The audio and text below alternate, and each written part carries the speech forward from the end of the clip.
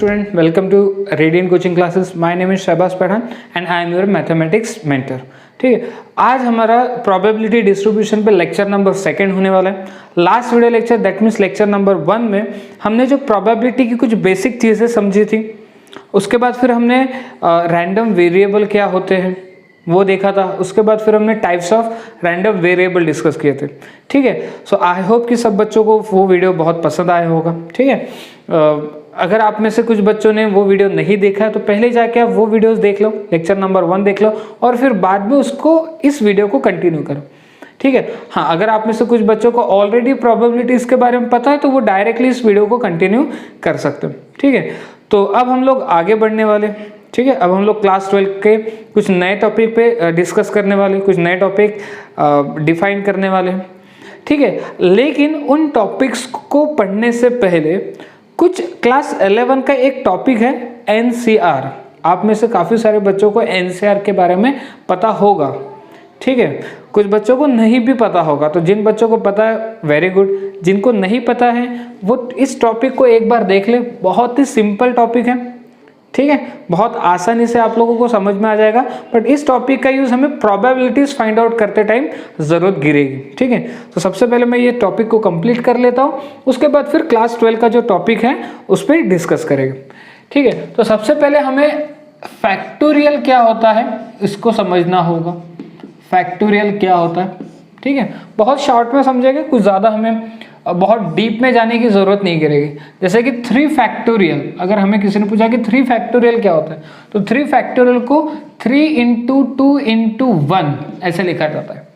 या मुझे किसी ने पूछा कि 4 फैक्टोरियल क्या होता है, तो 4 फैक्टोरियल को 4 × 3 × 2 × 1. ठीक है, तो अगर मुझे किसी ने पूछा कि n फैक्टोरियल क्या होता है, तो फिर ये हो जाएगा n, अगली वाली टर्म 1 से कम आती है, उसके अगली वाली टर्म 2 से कम आती है, ऐसा करते करते कहाँ तक 3, 2, 1 तक जाएंगे. यानी ये n नेचुरल नंबर का प्रोडक्ट होता है. फैक्टोरियल मतलब क्या होता है, n नेचुरल नंबर का प्रोडक्ट. जैसे 4 फैक्टोरियल का मतलब फर्स्ट 4 नेचुरल नंबर का प्रोडक्ट, 3 फैक्टोरियल का मतलब फर्स्ट 3 नेचुरल नंबर का प्रोडक्ट. ठीक है, फैक्टोरियल समझ में आ गया होगा सभी को. ओके, एक एग्जाम्पल भी बताता हूँ कि कैसे सॉल्व किया जाता है. जैसे आपके पास ये 4 फैक्टोरियल है, 4 फैक्टोरियल को आप ऐसे भी लिख सकते हो 4 × 3 फैक्टोरियल. या आपके पास ये जो 3 फैक्टोरियल है, इस 3 फैक्टोरियल को आप 3 × 2 फैक्टोरियल ऐसे भी लिख सकते हो.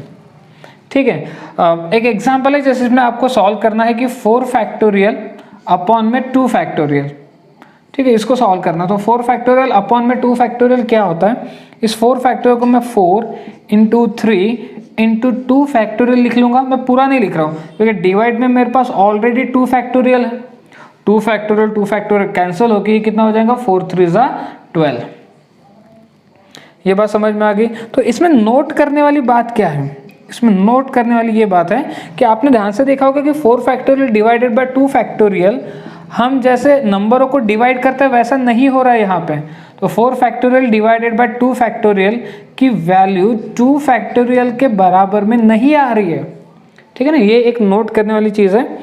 तो फिर उसी तरीके से ऐसा भी होगा कि 3 फैक्टोरियल प्लस 2 फैक्टोरियल, इसकी भी वैल्यू 5 फैक्टोरियल के इक्वल में नहीं आएगी. मतलब जो अलजेब्रिक वाले रूल है कि 2 नंबर को ऐड डिवाइड, वो यहाँ पे अप्लाई नहीं होगी. ठीक है, उसी तरीके से 3 फैक्टोरियल × 2 फैक्टोरियल, ये भी 5 फैक्टोरियल के बराबर में नहीं होंगे. ये 6 फैक्टोरियल के बराबर में नहीं होंगे.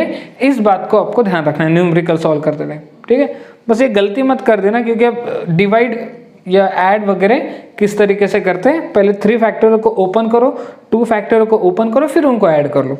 4 फैक्टोरियल को ओपन करो, 2 फैक्टोरियल को ओपन करो, फिर उनको डिवाइड कर लो. या 3 फैक्टोरियल को ओपन करो, 2 फैक्टोरियल को ओपन करो, फिर उनको मल्टीप्लाई कर लो. ठीक है, आई होप कि फैक्टोरियल के बारे में आपको चीज़ें समझ में आ गई होगी.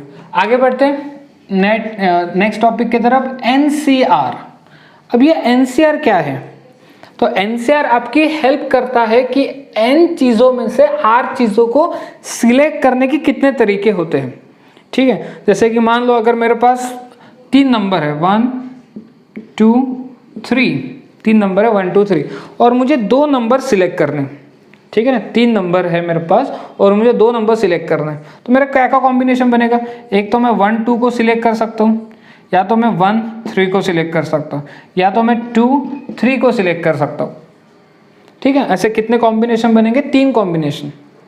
बात समझ में आ गई? तो ये तो ठीक है, तो आपने बहुत आसानी से काउंट कर लिया। लेकिन अगर मैं बोलूँ कि मेरे पास 10 नंबर है और मुझे 10 नंबर में से 3 नंबर सिलेक्ट करने हैं, तो फिर मेरे लिए ये काउंटिंग करना मुश्किल हो जाएगा। तो वहाँ पे हमारी हेल्प करता है ये NCR, ठीक है। N का मतलब टोटल नंबर ऑफ थिंग्स, कितनी थिंग्स हमारे पास है। R का मतलब कितनी चीज़ें हमें सिलेक्ट करनी है। तो ये फॉर्मूला होता है NCR n फैक्टोरियल अपॉन में n minus r factorial into में r फैक्टोरियल। तो NCR अपने को क्या देता है कि n चीज़ों में से, n ऑब्जेक्ट में से अगर मुझे r ऑब्जेक्ट सिलेक्ट करना है तो मेरे पास कितने वेज होते हैं, ठीक है। और वो वेज क्या रहेंगे? NCR क्या होता है? n फैक्टोरियल अपॉन में n minus r factorial into r factorial. अच्छा, इसमें अपने को n के बारे में थोड़ा बहुत पता होना चाहिए कि n नेचुरल नंबर में बिलोंग करेगा। n कहाँ बिलोंग करेगा? Natural number. क्योंकि आपके पास जो चीज़ें होगी, ऐसा तो नहीं बोल सकते कि मेरे पास 0 चीज़ें हैं, ठीक है, नहीं ऐसा नहीं बोल सकते, या 0 ऑब्जेक्ट ऐसा बोल सकते कि नहीं। आपके पास ऑब्जेक्ट नेचुरल नंबर के फॉर्मेट में, आप बोलोगे मेरे पास 1 ऑब्जेक्ट है, या आप बोल सकते हैं मेरे पास 2 ऑब्जेक्ट है, 3 ऑब्जेक्ट है, 4 ऑब्जेक्ट है, 5 ऑब्जेक्ट है, ठीक है। बात समझ में आ गई? तो इसलिए n कहाँ बिलोंग करता है? नेचुरल नंबर में। और ये जो r है, जो r का मतलब क्या है? जिसको हम सिलेक्ट करते हैं, कितने सिलेक्ट करना है, तो r की वैल्यू 0 और 0 से बड़ी, लेकिन स्मॉल n और उससे छोटी होती है। अब ये क्या फंडा है? r मतलब क्या? सिलेक्ट करना, कितनी चीज़ें हमको सिलेक्ट करनी।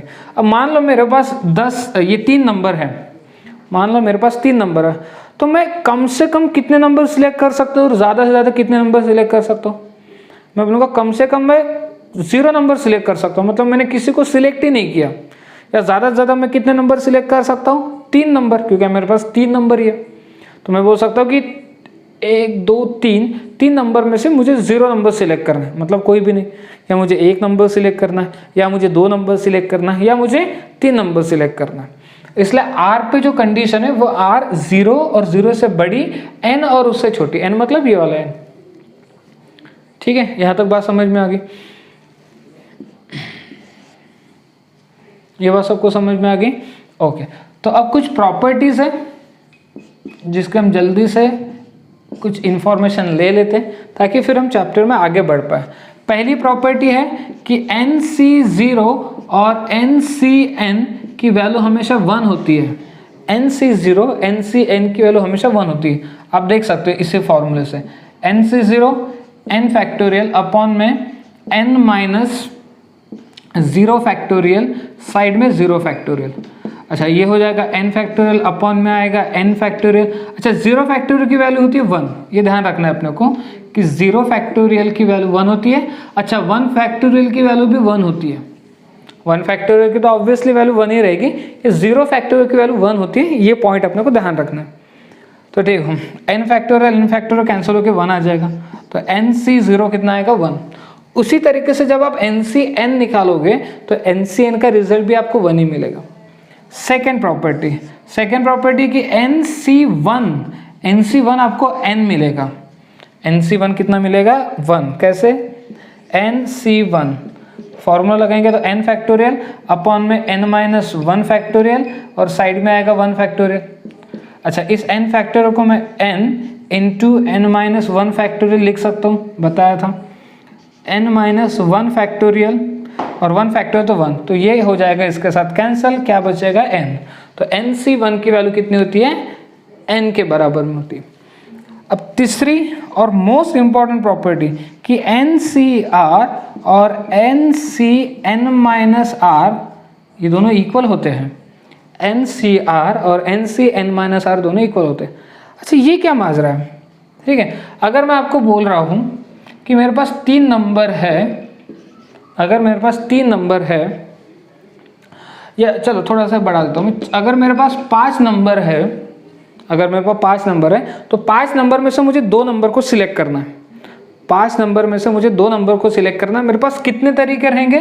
तो 5C2, ठीक है, तो मुझे क्या मिल जाएंगे कि मैं उन दो नंबरों को कितने तरीके से सिलेक्ट कर सकता हूँ। या फिर अगर मैं इसी चीज़ को दूसरे तरीके से बोलूँ कि 5 में से मैंने 3 नंबर को रिजेक्ट कर दिया, 3 नंबरों को रिजेक्ट कर दिया, यानी कि मैंने 2 नंबर ही सिलेक्ट किए। अब वो 3 नंबरों को रिजेक्ट किया मतलब कैसा, 3 नंबरों को रिजेक्ट किया, 5 में से मैंने 3 नंबरों को रिजेक्ट किया मतलब 5 में से 3 को हटा दिया, मतलब मैंने कितने नंबर को सिलेक्ट किया, 2 ही नंबर सिलेक्ट किए। तो चाहे ये बात बोलो चाहे ये बात बोलो, रिजल्ट कैसा आएगा आपका, सेम आएगा। फिर से एक बार सुनो, अगर मुझे कोई कह रहा है कि 5 में से 2 नंबर को सिलेक्ट करना है तो अपने पास कितने तरीके हैं, तो मैं उसको बताऊंगा 5C2 तरीके से अपन 5 में से 2 नंबर को सिलेक्ट कर सकते हैं। या फिर मैं उसको ये बोलूँगा कि 5 में से 3 नंबर को रिजेक्ट करने के कितने तरीके हैं, 3 नंबरों को रिजेक्ट करने के कितने तरीके हैं। अब रिजेक्ट करना मतलब 5 में से 3 नंबर को हटा देना, तो 5C 5-3, मतलब इनडायरेक्टली क्या हो गया, 2 नंबरों को सिलेक्ट ही किया ना मैंने, 3 नंबरों को रिजेक्ट करना मतलब ही इनडायरेक्टली 2 नंबरों को सिलेक्ट करना। तो ये दोनों चीज़ें कैसे रहेंगी, इक्वल रहेगी। तो यही प्रॉपर्टी वही है कि NCR मतलब R चीज़ें आपने सिलेक्ट की किसमें से, N में से, और NCN-R मतलब N में से R चीज़ें आपने रिजेक्ट की, मतलब इनडायरेक्टली रिजल्ट वही आएगा। तो दोनों सेम ही आंसर अपने को प्रोवाइड करेंगे। ये बात सबको समझ में आ गई। फोर्थ प्रॉपर्टी देखो, फोर्थ प्रॉपर्टी के अगर NCA और NCB इक्वल है तो इससे 2 बातों का नॉलेज हमें मिलेगा, या तो A और B इक्वल हो सकते हैं, NCA और NCB अगर इक्वल है तो A और B इक्वल हो सकते हैं, या तो दूसरी बात कि A प्लस B की वैल्यू N के बराबर में होगी। कैसा, ये देखो ऐसा, NCR और NCN-R अगर दोनों इक्वल है तो आप इन दोनों के एडिशन करके देखो किसके बराबर में आएगा, N के बराबर में। तो NCA और NCB अगर इक्वल है तो इसका 2 पॉसिबिलिटी, एक तो ये दोनों इक्वल होंगे या तो फिर इन दोनों की एडिशन N के बराबर में आएगी। ठीक है। और 5वां जो बेसिक पॉइंट है जो मैंने फैक्टोरियल में बताना चाहिए था कि 0 फैक्टोरियल की वैल्यू कितनी होती है, 1 होती है, ये नोट कर लेना। 1 फैक्टोरियल की वैल्यू तो 1 होती ही है, लेकिन 0 फैक्टोरियल की वैल्यू भी 1 होती है। ठीक है, यहाँ तक बात समझ में आ गई। तो अगर आपको ये नॉलेज आ गया NCR कैसे सॉल्व करना है, NCR कैसे सॉल्व करना है, तो बहुत सारी चीज़ों का आपको प्रोबेबिलिटी फाइंड आउट करने में कोई दिक्कत नहीं जाएगी। जैसे कि क्या होता है ना, कुछ क्वेश्चंस आते हैं, 10 बॉल्स है उसमें से 2 बॉल सिलेक्ट करना है, 10 में से 2 बॉल को सिलेक्ट करना है, तो मेरे पास कितने तरीके हैं 2 बॉल सिलेक्ट करने के, तो फिर 10C2। ठीक है, तो ये NCR हमारी यही हेल्प करेगा कि हम वेज बता पाएंगे कि कितने तरीके से हम उनको सिलेक्ट कर सकते हैं N ऑब्जेक्ट में से। ठीक है, आई होप कि आपको ये टॉपिक अच्छे से समझा होगा, क्योंकि और अगर नहीं समझा तो फिर से रिवाइंड करो और फिर से देखो। ठीक है, ताकि इसका जो यूज़ हम आगे जाके करने वाले हैं आपको उसमें कुछ दिक्कत ना हो।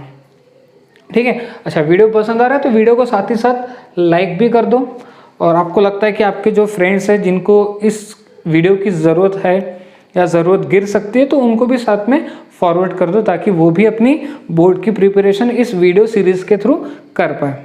ठीक है, ओके। तो आज का हमारा टॉपिक होने वाला है probability distribution of discrete random variable.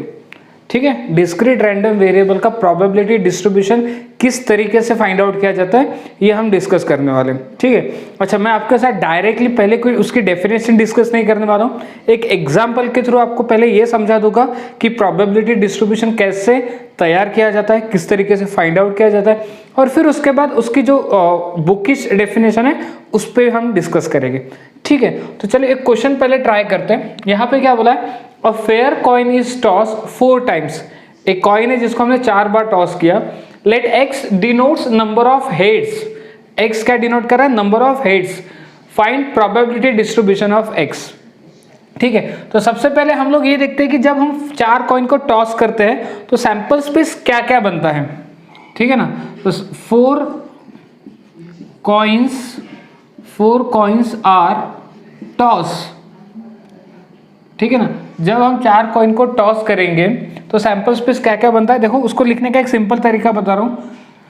देखो जब आप एक कॉइन को टॉस करते हो तो 2 रिजल्ट मिलते हैं, हेड या टेल।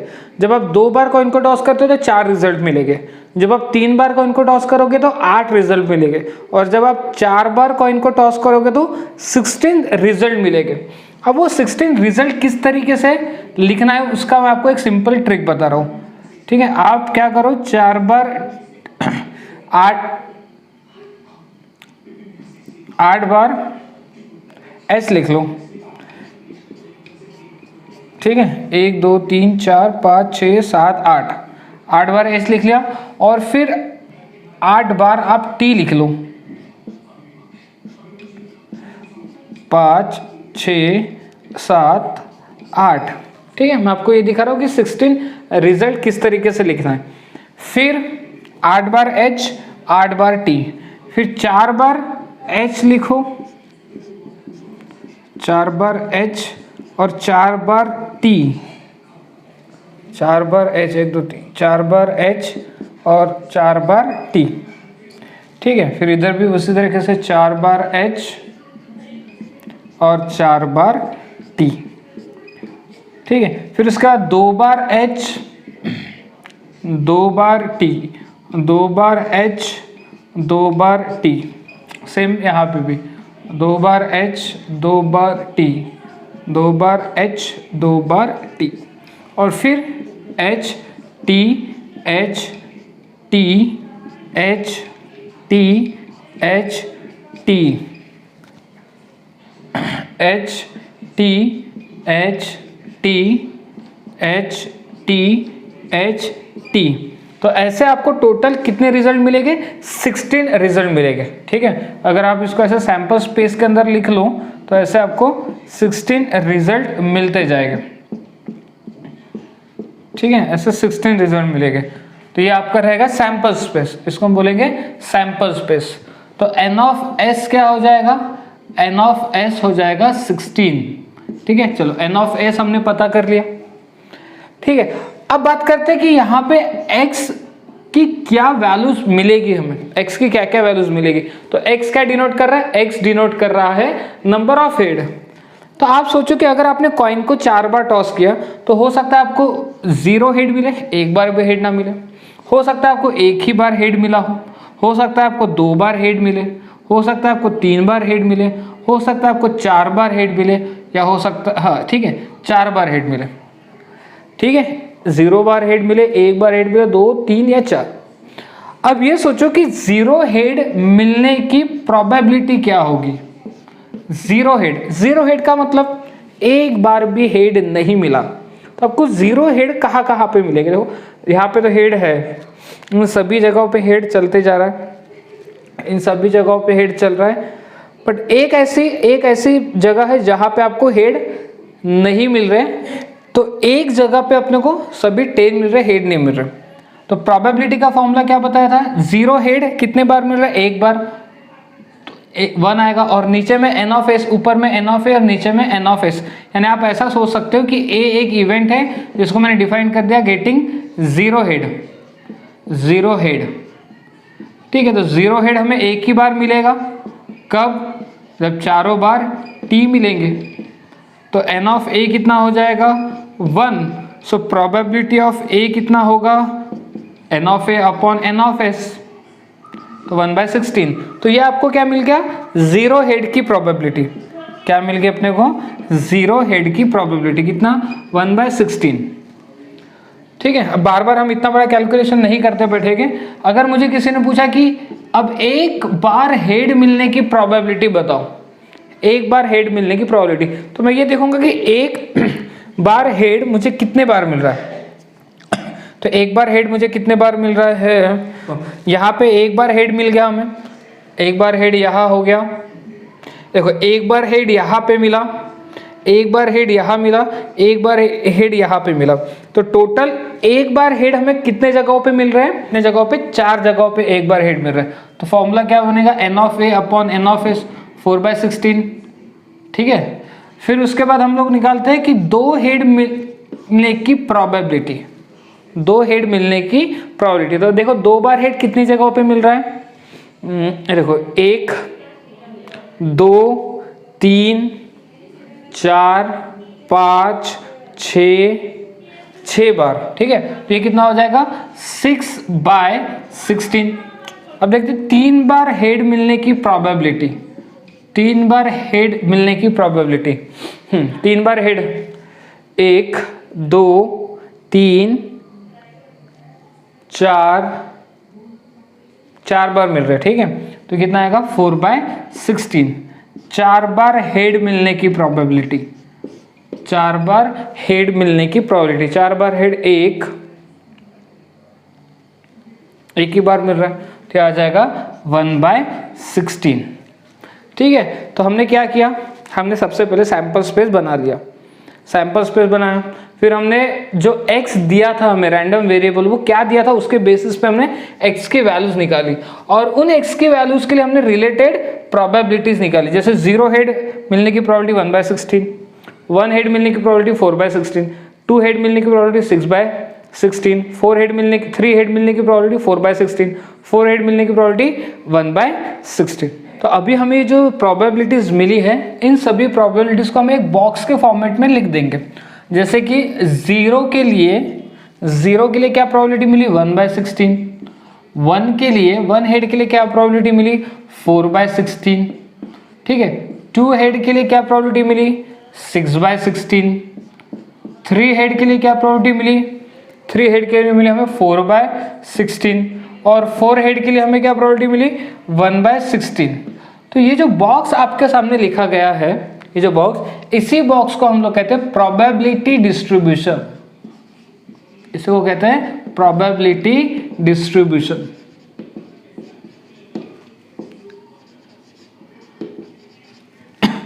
ठीक है, तो इस तरीके से हमें प्रोबेबिलिटी डिस्ट्रीब्यूशन फाइंड आउट करना है। तो बेसिकली फाइंड आउट क्या करना है, सबसे पहले तो रैंडम वेरिएबल हमें समझ में आना चाहिए, और जो रैंडम वेरिएबल की जो वैल्यूज आएगी, उन वैल्यूज से रिलेटेड उनकी प्रोबेबिलिटीज फाइंड आउट करनी है, और उन सबको एक बॉक्स के अंदर रख दो, तो उस बॉक्स को बोला जाता है प्रोबेबिलिटी डिस्ट्रीब्यूशन। देखो नाम से समझ में आ रहा होगा, प्रोबेबिलिटी डिस्ट्रीब्यूशन, कि हमने पर्टिकुलर रैंडम वेरिएबल के लिए प्रोबेबिलिटीज फाइंड आउट किए, डिस्ट्रीब्यूट हुआ है कि 0 के लिए इतनी, 1 के लिए इतनी, 2 के लिए इतनी, तो यहाँ पे क्या होगी प्रोबेबिलिटी डिस्ट्रीब्यूट हो चुकी है, ठीक है ना, पर्टिकुलर रैंडम वेरिएबल के लिए। यहाँ तक बात समझ में आ गई।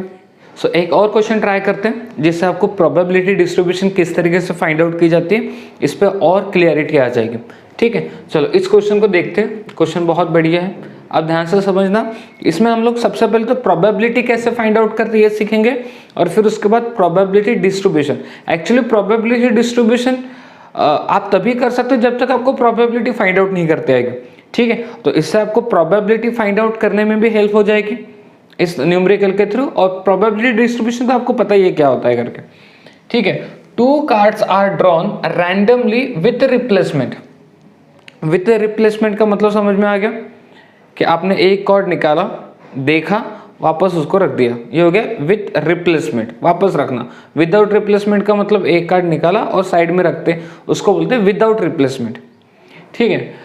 From a well shuffle pack of 52 playing cards, 52 card में से हमने क्या किए 2 कार्ड निकाले विथ रिप्लेसमेंट। मतलब क्या, पहले मैंने एक कार्ड निकाला, देखा उस कार्ड को, वापस उसी में रख दिया, उसको बोलते हैं with replacement. Find probability distribution of the number of aces. उसको क्या, तो हमें क्या करना है, प्रोबेबिलिटी डिस्ट्रीब्यूशन तैयार करना है नंबर ऑफ एसेस का। अब सबसे पहले तो हम लोग प्रोबेबिलिटी डिस्ट्रीब्यूशन को डिफाइन कर लेते हैं, ठीक है। तो प्रोबेबिलिटी डिस्ट्रीब्यूशन किसका निकालना है हमें, नंबर ऑफ एसेस का। तो हमें पता है रैंडम वेरिएबल हमें x लेना होगा, और नंबर ऑफ एसेस क्या हो सकते हैं, या तो 0s मिलेगा आपको, या तो 1s मिलेगा। अगर आप 2 कार्ड निकाल रहे हो तो हो सकता है 0s मिले, हो सकता है 1 ही s मिले, हो सकता है कि दोनों बार s मिल जाए, ठीक है। तो अब हमें 0s की प्रोबेबिलिटी क्या होगी, 1s की प्रोबेबिलिटी क्या होगी, 2s की प्रोबेबिलिटी क्या होगी, ये पता करना है। लेकिन उससे पहले हम लोग ये पता करते हैं कि अगर मेरे पास 52 कार्ड्स हैं तो उसमें से एस निकलने की प्रोबेबिलिटी कितनी होगी, ठीक है। अगर मेरे पास 52 कार्ड है और मुझे उसमें से क्या निकालना है, एस निकालना है, तो उस एस निकलने की प्रोबेबिलिटी क्या होगी 4/52 हो जाएगी। क्या कितना हो जाएगी 4/52। कैसे, 4 एस है और टोटल कार्ड कितने 52 है, तो प्रोबेबिलिटी कितनी हो जाएंगी 4/52। इसका मतलब 1/13, यानी एस मिलने की प्रोबेबिलिटी, ठीक है ना, एस मिलने की प्रोबेबिलिटी कितनी हो जाएगी 1/13। अच्छा, नॉन एस नहीं मिलने की प्रोबेबिलिटी अगर किसी ने पूछा तो वो कितनी हो जाएगी, एस नहीं मिलने की प्रोबेबिलिटी। तो एस नहीं मिलने की प्रोबेबिलिटी मतलब अब मुझे वो 4 कार्ड छोड़ के बाकी सब कार्ड में से मैं निकाल सकता हूँ, तो बाकी सब कार्ड मतलब 48, टोटल कार्ड कितने 52। तो इसमें क्या हो रहा है, कुछ डिवाइड हो रहा है कितने से, शायद 4 से डिवाइड हो जाएगा, तो 4 12 जा और 4 13 जा, ठीक है। तो ये हमें प्रोबेबिलिटी मिल गई एस एंड नॉन एस की। अगर मैं 52 कार्ड में से एस कार्ड निकालता हूँ तो एस कार्ड मिलने की प्रोबेबिलिटी 1/13 हो जाएगी और नॉन एस कार्ड मिलने की प्रोबेबिलिटी 12/13 हो जाएगी, ठीक है ना। इसका अपने को यूज़ करना है। अच्छा, तो सबसे पहले मैं निकालना चाहता हूँ कि मुझे एस नहीं मिले, एस नहीं मिले। मैंने 2 कार्ड निकाला, दोनों कार्ड में एस नहीं मिले, मतलब मुझे क्या बोलना होगा कि probability of non S first time जब फर्स्ट टाइम एस नहीं मिला and probability of non S second time, ठीक है। मतलब मैंने क्या किया, अब ये तो हमने पहले एस और नॉन एस मिलने की प्रोबेबिलिटी इन जनरल तरीके से पता करके रख दी कि एस मिलने की प्रोबेबिलिटी 1/13 रहेंगी 52 कार्ड में से और नॉन एस मिलने की प्रोबेबिलिटी 12/13 रहेगी। अब हमने क्या किया, इस 52 में से 2 कार्ड निकाले और दोनों कार्ड मुझे एस नहीं मिले, क्योंकि 0 एस का मतलब क्या कि पहली बार में मुझे एस कार्ड नहीं मिला, दूसरी बार में मुझे एस कार्ड नहीं मिला। तो हमने ये देखा कि फर्स्ट टाइम नॉन एस मिलने की प्रोबेबिलिटी क्या होगी and second time non S मिलने की प्रोबेबिलिटी क्या होगी, मतलब दोनों बार मुझे एस नहीं मिले। तो फर्स्ट टाइम नॉन एस मिलने की प्रोबेबिलिटी कितनी है 12/13 एंड, अच्छा एंड रहा तो इनटू करने का, एंड रहा तो इनटू और रहा तो प्लस, ये नोट डाउन करके रख देना। एंड सेकेंड टाइम भी एस नहीं मिलने की प्रोबेबिलिटी 12/13, तो ये कितना हो जाएगा 144 अपॉन में 169, तो ये हो जाएगी नॉन एस मिलने की प्रोबेबिलिटी या फिर 0 एस मिलने की प्रोबेबिलिटी, ऐसा बोल सकते हो। सेकेंड, अब मुझे एक एस मिलने की प्रोबेबिलिटी निकालने की, मुझे सिर्फ एक बार एस मिल गया। अब एक बार एस कैसे मिल सकता है, हो सकता है कि पहली बार एस मिले दूसरी बार ना मिले, या फिर दूसरी बार एस मिले पहली बार ना मिले। मतलब समझ में आ रहा है कि मुझे फर्स्ट टाइम एस मिल गया तो पहले हमें एस कार्ड की प्रोबेबिलिटी एंड फिर सेकेंड इसमें नॉन एस मिलने की प्रोबेबिलिटी, ये पॉसिबिलिटी हो सकती है। फर्स्ट टाइम में एस मिला एंड सेकेंड टाइम में एस नहीं मिला, या फिर और ऐसा भी हो सकता है कि फर्स्ट टाइम में नॉन एस मिला हो एंड सेकेंड टाइम में एस मिला हो, तो ये पॉसिबिलिटी हो सकती है। दोनों इसमें हमें एक ही बार क्या मिल रहा है, एस मिल रहा है, ठीक है। हम किसकी प्रोबेबिलिटी फाइंड आउट करने में इंटरेस्टेड है, एक बार एस मिलने की प्रोबेबिलिटी फाइंड आउट करने में इंटरेस्टेड है। तो यहाँ पे हमें सबसे पहले क्या क्या पॉसिबिलिटी हो सकती है कि पहली बार में एस मिला, मतलब probability of getting x in first time and probability of getting non S in second time, या फिर ये भी हो सकता है कि प्रोबेबिलिटी फर्स्ट टाइम में पहले टाइम में एस ना मिला हो, इसका मतलब probability of getting non S first time and second time में एस मिला हो, तो probability of getting S in second time. तो कैसे निकालेंगे प्रोबेबिलिटी ऑफ एस मिलने की प्रोबेबिलिटी कितनी 1/13 एंड रहा तो इनटू नॉन एस मिलने की प्रोबेबिलिटी 12/13। अच्छा, और रहा तो प्लस करने के लिए बताया, नॉन एस मिलने की प्रोबेबिलिटी 12/13 एंड एस मिलने की प्रोबेबिलिटी 1/13, ठीक है। ये टोटली 2 टाइम्स हो जाएगा, 2 टाइम्स 1/13 इंटू 12/13, यानी फाइनल रिजल्ट कितना आएगा अपना 24 अपॉन में 169 आ जाएगा। तो ये हमें प्रोबेबिलिटी मिल गई एक बार एस मिलने की, ठीक है। उसके बाद फिर अब मुझे दोनों बार एस मिल गए उसकी प्रोबेबिलिटी पता कर रहे हैं। तो इसका मतलब मुझे फर्स्ट टाइम भी एस मिला एंड सेकेंड टाइम भी एस मिला, तो मैं क्या करूँगा, फर्स्ट टाइम एस मिलने की probability and second time S मिलने की प्रोबेबिलिटी को मल्टीप्लाई कर दूंगा। फर्स्ट टाइम एस मिलने की probability 1/13 and second time S मिलने की प्रोबेबिलिटी 1/13, तो ओवरऑल रिजल्ट कितना आएगा 1/169। तो ये हमने फाइंड आउट कर लिया कि 0 एस मिलने की प्रोबेबिलिटी 144/169, एक बार एस मिलने की प्रोबेबिलिटी 24/169, दोनों बार एस मिलने की प्रोबेबिलिटी 1/169। बस इसको एक बॉक्स के फॉर्मेट में लिख लो तो अपना फाइनल रिजल्ट आ जाएगा। ठीक है, मैं ये यहाँ पर ही बना लेता हूँ वो प्रोबेबिलिटी डिस्ट्रीब्यूशन। तो ये x है और ये उससे रिलेटेड प्रोबेबिलिटीज है, तो x के लिए 0 1 2, 0 एस मिलने की प्रोबेबिलिटी 144/169, 1 एस मिलने की प्रोबेबिलिटी 1 एस मिलने की प्रोबेबिलिटी 24/169, 2 एस मिलने की प्रोबेबिलिटी 1/169। इसी बॉक्स को हम लोग कहते हैं प्रोबेबिलिटी डिस्ट्रीब्यूशन।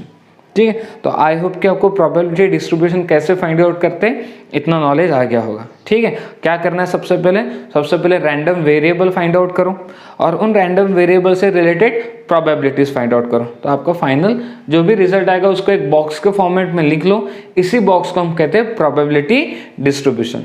ओके, चलो एक और एग्जाम्पल ट्राई करते हैं।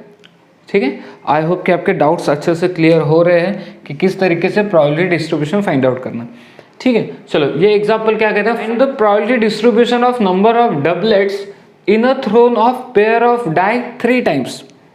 ठीक है, सबसे पहले तो इस डबलेट्स का मतलब क्या होता है ना, डबलेट्स का मतलब 2 बार सेम नंबर मिलना, उसी को कहते हैं डबलेट्स। मतलब मैंने क्या किया, पेयर ऑफ डाई लिया, मतलब 2 डाई के पेयर लिया, उनको थ्रो किया फर्स्ट टाइम। तो थ्रो किया फर्स्ट टाइम, तो हो सकता है कि ऊपर जो मुझे नंबर मिले वो डिफरेंट नंबर मिले हो, या ऊपर जो नंबर मिले होंगे मुझे सेम नंबर मिले होंगे, तो उसको कहते हैं डबलेट्स। ठीक है, जस्ट एग्जांपल के लिए कि डबलेट्स का मतलब होता है, डबलेट्स मतलब सेम नंबर मिलना अपर फेस पे। तो सेम नंबर मुझे क्या मिल सकते हैं, 1 1 या 2 2 भी मिल सकते, या 3 3 भी मिल सकते, या 4 4 भी मिल सकते, या 5 5 भी मिल सकते, या 6 6 भी मिल सकते। इसको कहते हैं doublets.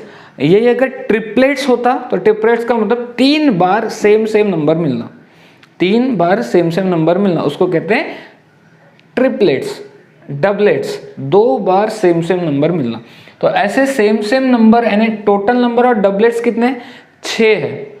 Total number of doublets कितने हैं, 6 है। ठीक है, तो अब हम डिफाइन करते हैं कि रैंडम वेरिएबल क्या रहेगा इस केस में।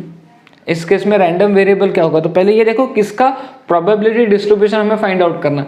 Find the probability distribution of number of doublets. तो डबलेट्स मिलने का प्रोबेबिलिटी डिस्ट्रीब्यूशन को फाइंड आउट करना। तो आपने जो डाई को थ्रो किया है, जो पेयर ऑफ डाई को थ्रो किया, कितने बार थ्रो किया, 3 बार। मतलब पहली बार थ्रो किया, फिर दूसरी बार थ्रो किया, फिर तीसरी बार थ्रो किया। तो क्या क्या पॉसिबिलिटी हो सकता है कि हो सकता है कि पहली बार में हमको डबलेट्स ना मिले हो, दूसरी बार में हमें डबलेट्स ना मिले हो, तीसरी बार में हमें डबलेट्स ना मिले हो। ठीक है, मतलब 0 डबलेट्स मिले हो सकता है कि एक बार में हमें डबलेट्स मिल गए हो। अब वो एक बार कोई भी हो सकता है फर्स्ट टाइम डबलेट्स मिला हो, सेकेंड टाइम ना मिला हो, थर्ड टाइम ना मिला हो। ठीक है, कोई भी केसेस में तीनों में से कभी भी एक बार अपने को डबलेट्स मिला हो, या हो सकता है कि हमें 2 बार डबलेट्स मिले क्योंकि हमने पेयर ऑफ डाई को 3 बार फेंका है। तो हो सकता है पहली बार में डबलेट्स का मतलब समझ में आ रहा है ना, कि दोनों ऊपर के दोनों फेसेस पे सेम नंबर मिलना, उसको कहते हैं डबलेट्स।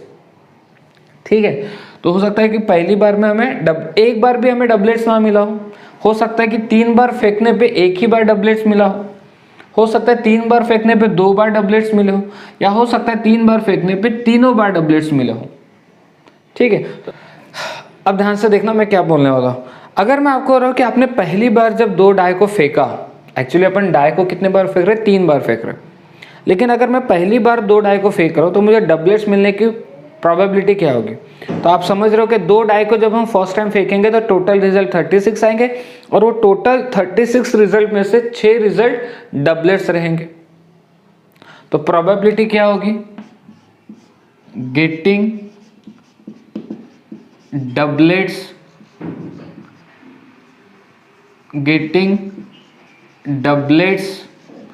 इन सिंगल थ्रो कितनी होंगी प्रोबेबिलिटी, टोटल रिजल्ट 36, उसमें से 6 डबलेट्स यानी कि 1/6, कितने रहेगी 1/6। और नॉट गेटिंग डबलेट्स क्या हो जाएगा, नॉट गेटिंग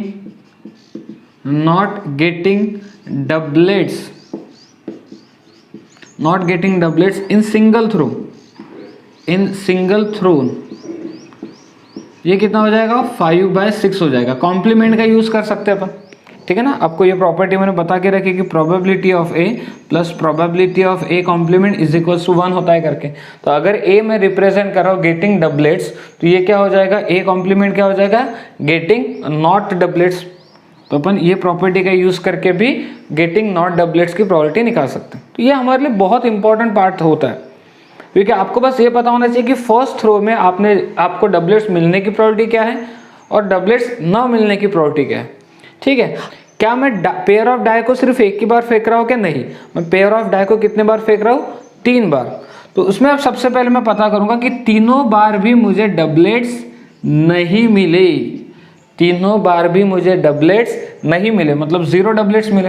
तो क्या क्या हो सकता है कि पहले थ्रो में डबलेट्स ना मिले हो, एंड सेकेंड थ्रो में भी डबलेट्स ना मिले हो, एंड थर्ड थ्रो में भी डबलेट्स ना मिले हो।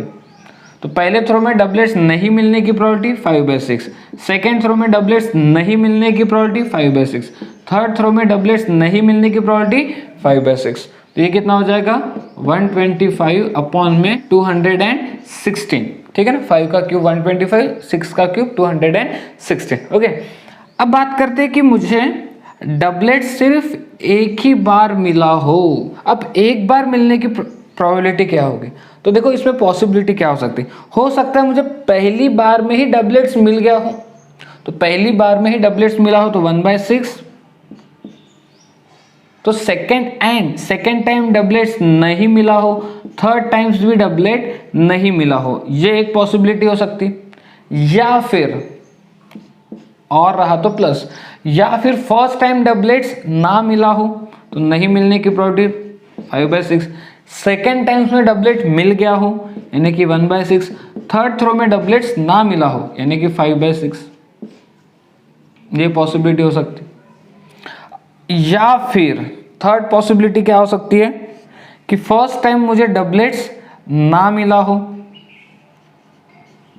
5/6, सेकेंड टाइम्स भी डबलेट ना मिला हो 5/6, थर्ड टाइम्स डबलेट मिल गया हो तो 1/6, ठीक है। तो देखो तीनों केसेस में हमें एक बार डबलेट्स मिल रहा है। तो इन तीनों की जब मैं एडिशन करूंगा तो ये कितना आएगा, यहाँ से 25/216 आएगा, यहाँ से भी 25/216 आ जाएगा, यहाँ से भी 25/216 आएगा। तो टोटल रिजल्ट कितना आ जाएगा अपना 75 अपॉन में 216। तो एक बार डबलेट्स मिलने की प्रोबेबिलिटी कितनी आ जाएगी 75 अपॉन 216, ठीक है। चलो हमने 0 टाइम्स पता कर लिया, एक बार पता कर लिया। अब बात करते हैं कि 2 बार हमें डबलेट्स मिल गया, 2 बार हमें डबलेट्स मिल गया, इसकी प्रोबेबिलिटी निकालनी। तो क्या क्या पॉसिबिलिटी हो सकती है यहाँ पे, हो सकता है कि पहली और दूसरी बार में डबलेट्स मिला हो, तीसरी बार में ना मिला हो। पहली बार में मिल गया, दूसरी बार में भी मिल गया, तीसरी बार में नहीं मिला। या फिर हो सकता है कि पहली बार में नहीं मिला हो, दूसरी और तीसरी बार में मिला हो, पहली बार में नहीं मिला हो, दूसरी बार में मिल गया, तीसरी बार में भी मिल गया। या हो सकता है पहली बार में मिला हो, दूसरी बार में नहीं मिला हो, तीसरी बार फिर मिल गया हो। तो ऐसे 3 पॉसिबिलिटी बनेगी, ठीक है ना। पहले 2 थ्रो में डबलेट्स मिल गए, तीसरे थ्रो में डबलेट्स नहीं मिला। या पहले थ्रो में डबलेट्स नहीं मिला, दूसरे और तीसरे थ्रो में डबलेट्स मिल गया। या हो सकता है पहले थ्रो में डबलेट्स मिला, दूसरे थ्रो में डबलेट्स ना मिला, तीसरे थ्रो में डबलेट्स मिल गया। तो इसमें क्या क्या रिजल्ट आएगा, ये आ जाएगा 216, ये भी कितना आ जाएगा 5/216, ये भी कितना हो जाएगा 5/216। तो टोटल कितना आएगा 15 अपॉन में 216। ठीक है, यहाँ तक बात समझ में आ गई। ओके, मेरे पास थोड़ी स्पेस कम थी इसलिए मैंने क्वेश्चन वगैरह सारे अननेसेसरी चीज़ें मिटा दिए। अब मुझे ये पता करना है कि तीनों थ्रो में मुझे डबलेट्स मिल गए, तीनों थ्रो में मुझे डबलेट्स मिल गए, उसकी प्रॉपर्टी। तो फर्स्ट टाइम डबलेट्स मिलने की प्रॉपर्टी कितनी बताई 1/6। सेकेंड थ्रो में भी डबलेट्स मिला, थर्ड थ्रो में भी डबलेट्स मिल गया, तो फाइनल रिजल्ट कितना आएगा 1/216। तो ये हमने पता कर लिया कि 0 डबलेट्स मिलने की प्रॉपर्टी, 1 डबलेट्स मिलने की प्रॉपर्टी, 2 डबलेट्स मिलने की प्रॉपर्टी और 3 डबलेट्स मिलने की प्रॉपर्टी। अब हमें क्या करना है, बस एक बॉक्स बनाना है जिसमें रैंडम वेरिएबल होंगे और उनसे रिलेटेड प्रोबेबिलिटीज होगी। तो रैंडम वेरिएबल 0, 1, 2 और 3, ठीक है ना। 0 डबलेट्स मिलने की प्रॉपर्टी कितनी आई थी अपनी 125 अपॉन में 216। एक बार डबलेट्स मिलने की प्रॉपर्टी 75 अपॉन में 216। 2 डबलेट्स मिलने की प्रॉपर्टी 15 अपॉन में 216। 3 डबलेट्स मिलने की प्रॉपर्टी 1 अपॉन में 216। तो इस तरीके से हमें क्या करना है, प्रोबेबिलिटी डिस्ट्रीब्यूशन को तैयार करना है। ठीक है, सो आई होप कि आपको ये तीनों एग्जाम्पल के थ्रू किस तरीके से प्रोबेबिलिटी डिस्ट्रीब्यूशन तैयार करना है इसका नॉलेज आ गया होगा। ठीक है, इसका थोड़ा बहुत आपको इस पे अगर आपको थोड़ी बहुत और कमांड लाना है तो आपको प्रोबेबिलिटी पे बेस्ड क्वेश्चन और सॉल्व करने चाहिए। ठीक है, क्लास 11 के टेक्स्ट बुक में से आप कुछ क्वेश्चंस ट्राई करके देखो कि किस तरीके से प्रोबेबिलिटीज फाइंड आउट की जाती है। अगर आपको प्रोबेबिलिटीज फाइंड आउट करने में आप मास्टर हो गए तो प्रोबेबिलिटी डिस्ट्रीब्यूशन कुछ भी नहीं है। ठीक है, एक्चुअली कर क्या रहे हैं प्रोबेबिलिटी डिस्ट्रीब्यूशन में, हम पर्टिकुलर रैंडम वेरिएबल के लिए प्रोबेबिलिटीज निकाल रहे हैं। तो इंपॉर्टेंट पार्ट तो इसमें यही है ना कि प्रोबेबिलिटीज कैसे निकालना है। ठीक है, बस प्रोबेबिलिटी निकाली, उसको एक बॉक्स में रख दिया, उसको हमने बोल दिया प्रोबेबिलिटी डिस्ट्रीब्यूशन। ठीक है, सो अभी हमने प्रोबेबिलिटी डिस्ट्रीब्यूशन इस टॉपिक के न्यूमेरिकल्स देखे। आई होप कि आपको न्यूमेरिकल पसंद आए होंगे। ठीक है, नेक्स्ट टॉपिक की तरफ बढ़ते जिसका नाम है प्रोबेबिलिटी मास फंक्शन। अब ये प्रोबेबिलिटी मास फंक्शन क्या है, इसमें टेक्स्ट बुक में जो डेफिनेशन दी है मैं उस डेफिनेशन के थ्रू नहीं जाऊँगा। ठीक है, आप पढ़ लो तो शायद आपको समझ में ना आए। ठीक है, और वो ज़रूरत भी नहीं है, वो एक बुकिश डेफिनेशन है। एक्चुअल में प्रोबेबिलिटी मास फंक्शन क्या होता है या कैसे चेक किया जाता है वो हम लोग डिस्कस करने वाले हैं। जैसे मान लो हमारे पास एक प्रोबेबिलिटी डिस्ट्रीब्यूशन दिया हुआ है, एक प्रोबेबिलिटी डिस्ट्रीब्यूशन दिया हुआ है, ये रैंडम वेरिएबल है x1, x2, x3 और उनसे रिलेटेड प्रोबेबिलिटीज है p1, p2, p3। ये जो प्रोबेबिलिटी डिस्ट्रीब्यूशन है इसे मैं प्रोबेबिलिटी मास फंक्शन तभी बोल सकता हूँ, मतलब समझो हर probability distribution probability mass function नहीं होगा। किसी भी प्रोबेबिलिटी डिस्ट्रीब्यूशन को प्रोबेबिलिटी मास फंक्शन बनने के लिए कुछ कंडीशन है वो सेटिस्फाइड करनी पड़ेगी। तो यही हमने लिखा है कि ये प्रोबेबिलिटी अपने को प्रोबेबिलिटी डिस्ट्रीब्यूशन गिवन दिया है, लिखा है यहाँ पे where x1, x2, x3 with corresponding probability p1, p2, p3। x1, x2, x3 are random variable with corresponding probability p1, p2, p3।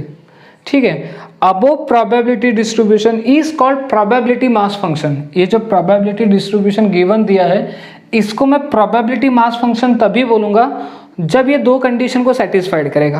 पहली कंडीशन, जितनी भी प्रोबेबिलिटीज़ है ये सभी के सभी प्रोबेबिलिटीज़ की वैल्यूज़ हमेशा 0 और 1 के बीच में आनी चाहिए। 0 और 1 के बीच में होनी चाहिए, सभी प्रोबेबिलिटीज़ की वैल्यूज 0 और 1 के बीच में होनी चाहिए। और दूसरी ओर सबसे इम्पॉर्टेंट कि सभी प्रोबेबिलिटीज़ की सम 1 आनी चाहिए। अगर कोई प्रोबेबिलिटी डिस्ट्रीब्यूशन अगर ये 2 कंडीशन को सेटिस्फाइड करता है तब जाके हम उस प्रोबेबिलिटी डिस्ट्रीब्यूशन को प्रोबेबिलिटी मास फंक्शन बोलते हैं। ठीक है ना, अगर कोई प्रोबेबिलिटी डिस्ट्रीब्यूशन इन 2 कंडीशन को सेटिस्फाइड करता है तो उस प्रोबेबिलिटी डिस्ट्रीब्यूशन को हम प्रोबेबिलिटी मास फंक्शन बोलते हैं। या फिर ऐसा भी होता है कि हमें एक प्रोबेबिलिटी मास फंक्शन दिया हुआ है, अब दिया हुआ है मतलब ऑब्वियसली कि वो ये दोनों कंडीशन को क्या करेगा, सेटिस्फाइड करेगा। तो क्वेश्चन बहुत सिंपल आते हैं इस पे। कि ऐसा एक प्रोबेबिलिटी डिस्ट्रीब्यूशन दिया होता है और हमें पूछा जाता है कि क्या ये probability distribution probability mass function है या नहीं है। तो बस अपने को ये दो चीज़ें चेक करनी होती है कि क्या सारी प्रोबेबिलिटी 1 के 0 और 1 के बीच में है और क्या सभी प्रोबेबिलिटी की सम 1 है। अगर ये दो कंडीशन सेटिस्फाइड होगी तो आप बिंदास बोल सकते हो कि हाँ वो प्रोबेबिलिटी डिस्ट्रीब्यूशन क्या है, एक प्रोबेबिलिटी मास फंक्शन है। या फिर यहाँ पे कहीं बीच में एक अननोन दे दिया जाता है और हमें वो अननोन फाइंड आउट करने के लिए बोला जाता है और ये बात गिवन होती है कि वो एक पीएमएफ है। ठीक है, आई होप कि आप पीएमएफ कैसे पहचाना जाता है या पीएमएफ होने के लिए क्या कंडीशन है ये आपको समझ में आ गई होगी और यही अपने लिए इंपॉर्टेंट पार्ट है। ओके, तो लेके एग्जाम्पल ट्राई करते हैं। आई होप कि इस एग्जाम्पल के थ्रू आपको काफ़ी सारी चीज़ें क्लियर हो जाएगी। देखो क्या बोला है, given distribution is a PMF. ये जो डिस्ट्रीब्यूशन हमें गिवन दिया है ये क्या है, एक पीएमएफ है। तो हमें कुछ चीज़ों की वैल्यूज निकालनी है, पहले के की वैल्यू, फिर प्रोबेबिलिटी जिसमें रैंडम वेरिएबल 2 से कम हो, प्रोबेबिलिटी जिसमें रैंडम वेरिएबल 3 से ग्रेटर हो, प्रोबेबिलिटी जिसमें रैंडम वेरिएबल की वैल्यू 1 और 4 के बीच में हो। तो सबसे पहले सॉल्यूशन में क्या लिखेंगे, गिवन डिस्ट्रीब्यूशन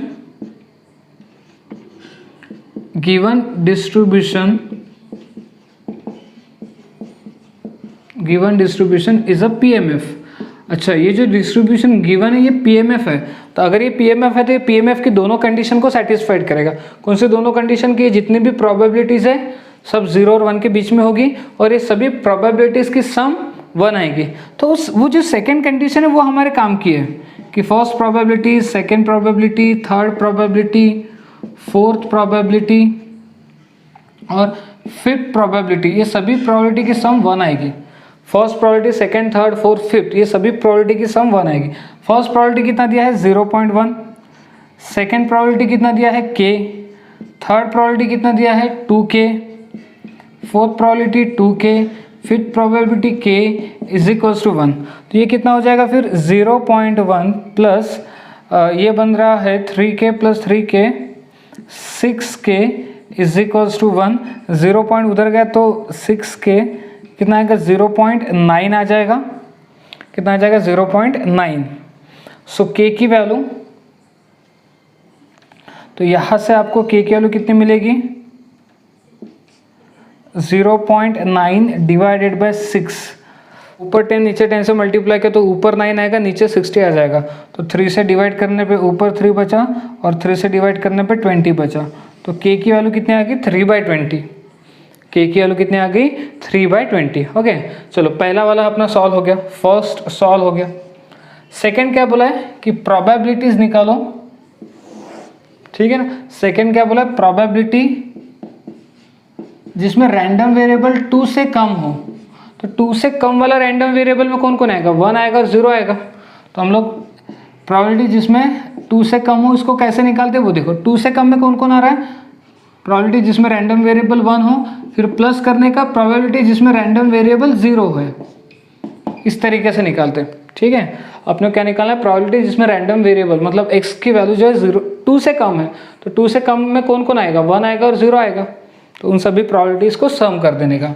तो 1 के लिए कितना है k और 0 के लिए क्या प्रोबेबिलिटी 0.1। लेकिन k तो हमने अभी सॉल्व किया है ना, k तो हमने अभी सॉल्व किया है, कितना 3/10 और 0.1 को आप 1/10 भी लिख सकते हो ना, ठीक है। अच्छा, ऊपर 2 नीचे 2 से मल्टीप्लाई कर दिए तो ऊपर 2 ये बन गया 5, नीचे में 20 आएगा तो ये 1/4 आ गया, ठीक है। सो सेकंड का आंसर भी आएगा प्रोबेबिलिटी जिसमें x की वैल्यू 2 से कम हो। थर्ड वाला पार्ट क्या बोल रहा है, थर्ड वाला पार्ट प्रोबेबिलिटी जिसमें रैंडम वेरिएबल 3 और 3 से बड़ा हो। 3 और 3 से बड़ा यानी 3 भी आएगा और 4 भी आएगा। तो कौन कौन आएगा, जिसमें 3 भी आएगा प्लस 4 भी आ जाएगा। तो 3 का क्या है 2k और 4 का क्या है k है। तो 2k प्लस k ये कितना हो गया 3k। अच्छा, k की वैल्यू रख देते हैं कितनी 3/20। तो ये कितना हो जाएगा 3/20 रखने पे 9/20। ये थर्ड का आंसर भी आ गया अपना 9/20। और रही बात अब फोर्थ के रिजल्ट की, तो फोर्थ का रिजल्ट कैसे निकालेंगे। फोर्थ का रिजल्ट आप आसानी से निकाल सकते हो। इसमें क्या बोला है, फोर्थ वाले में क्या बोला है, इनको प्रोबेबिलिटी चाहिए जिसमें रैंडम वेरिएबल 1 से ग्रेटर और 4 से लेस हो। 1 से ग्रेटर 4 से लेस, 1 से ग्रेटर 4 से लेस में कौन कौन आएगा, 2 और 3 आ जाएगा। सो प्रोबेबिलिटी जहाँ x की वैल्यू 2 हो प्लस प्रोबेबिलिटी जिसमें x की वैल्यू 3 हो। तो जहाँ प्रोबेबिलिटी x के लिए 2 है वो कितनी है, 2k है, और 3 के लिए ये भी 2k, तो ये कितना होगा 4k। बस k की वैल्यू रख दो, तो k की वैल्यू कितनी रखेंगे, 3/20। सो ये 4 इसके साथ डिवाइड होकर कितना देगा, 3/5 दे देगा। तो ये रहेगा हमारा फाइनल रिजल्ट। ओके, तो बस इसी तरीके से हमें PMF है या नहीं है ये चेक करना होता है। यहाँ तो बोल दिया था कि PMF है, और PMF अगर है ऐसा बोला गया तो फिर कोई ना कोई अननोन की वैल्यू फाइंड आउट करना होता है। जैसे यहाँ पे हमें k की वैल्यू फाइंड आउट करना है, प्रोबेबिलिटी बताना है जिसमें x के लिए 2 से कम हो। 2 से कम में हमने 0 की प्रोबेबिलिटी ऐड की और 1 की प्रोबेबिलिटी ऐड की। 3 से बड़े के लिए 3 और 4 की प्रोबेबिलिटी ऐड की। 1 और 4 के बीच में 2 और 3 की प्रोबेबिलिटीज ऐड की। ठीक है, तो इसी तरीके से PMF के क्वेश्चन आपको सॉल्व करना होता है। ठीक है, सो आज के क्लास में हमने क्या क्या डिस्कस किया। आज के क्लास में हमने डिस्कस किया कि प्रोबेबिलिटी डिस्ट्रीब्यूशन कैसे तैयार किया जाता है। सबसे पहले तो ये देखा, आई होप कि आपको प्रोबेबिलिटी डिस्ट्रीब्यूशन तैयार करते अब आ जाएगा।